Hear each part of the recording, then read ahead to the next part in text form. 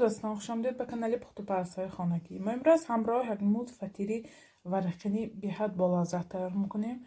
محصولات لازمه برای ما 500 میلی لیتر آب خنک، 1 کیلو آرد، نمک و کمتر دراژ لازم است. همه محصولات برای تیار کردن خمیرش لازم است. ما در اول 500 میلی لیتر آب خنک میگیریم. برای چه آب خنک گرفتم؟ برای آنکه اگر آب خنک کنیم فطیری ما مرتکی نقض میبیاد. نمک، کمتر دراژ بسیار نمیانزیم.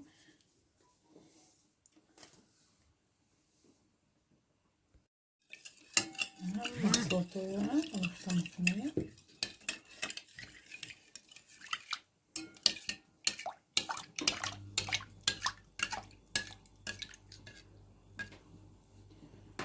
که آرد انداخته خمیر میکنیم. بسم الله الرحمن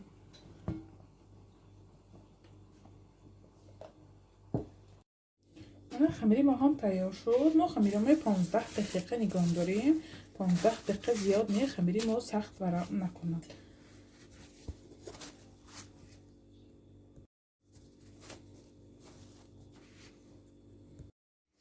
خمیری ما هم دم گرفت. ما با دو قسمی برابر تقسیم میکنیم خمیر ما.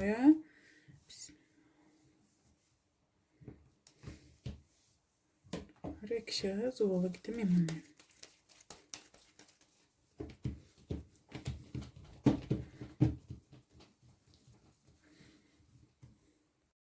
خمیر ما دم گرفت. ما شروع تنوع میکنیم.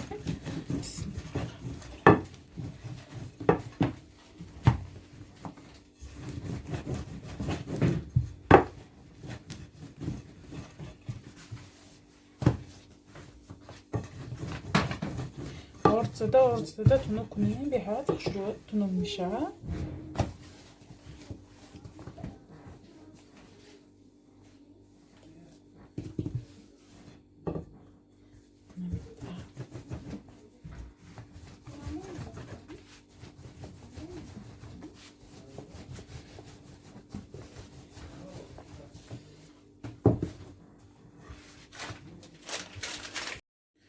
ما شروع تنوع کنیم. ما محصولات سخت آب نمیکنیم.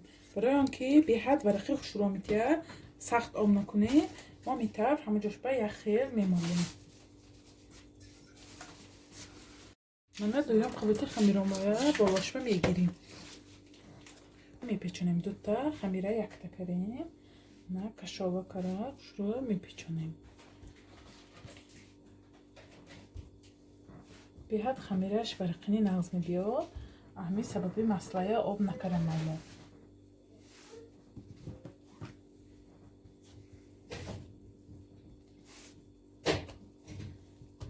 شروع پیچونیدیم. اما کو میبوریم.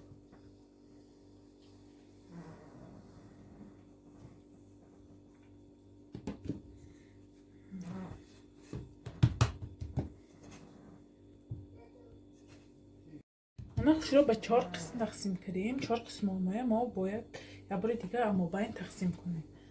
8 دانه شد. ما کو 4 دانه فطیر تیار میکنیم. اهم خیلی تیار کنید به حد ورقش شروع میبیاد. فطیری نه اونقدر کلان.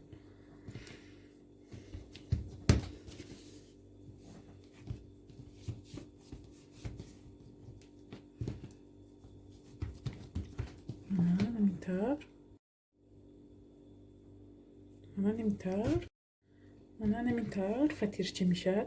بسیار سوال میتونن که می فطیرامو شروع ملایم یا که چه ورقی نمی بیاد. برای می کمتر برای خمیرش دراژ خوش میکنه و مسئله آب نکره تیار کنید. به حد نغز می بیاد. یک دنبه میشه 4 دانه فطیر چی تیار میکنیم در مدت 1 ساعت.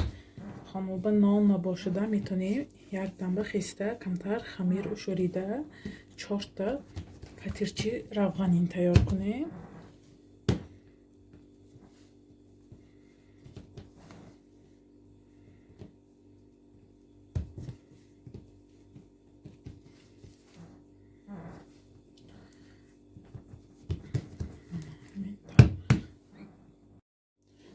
5 دقیقه نگاه داشته بعد میکشویم. خواهید گردک مانید نخواهید من هم بهتر تنک کنید.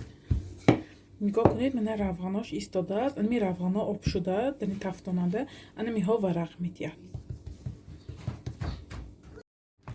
شروع نمکار میکنید. 15-20 دقیقه به تفتان میگذاریم. من چگونه میبینید فطیرهای ورقینی ما هم تیار شد. نگاه کنید نمودهش چقدر شروع اومد. من ورقاش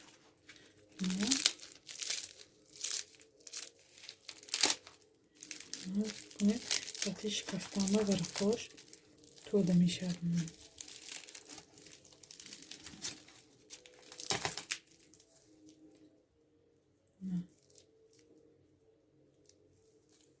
شما هم حتما برای نزدیکان خود، برای یار و دوستان تیار کنید. کانال ما رو دستگیری کنید، پادپیساتسیا کنید، یار و دوستای دعوت کنید. انشالله باز با دستگیری شما ویدیوهای بهتر و بهتر میشه. خیر تا ویدیوهای آینده در پناه خدا باشید.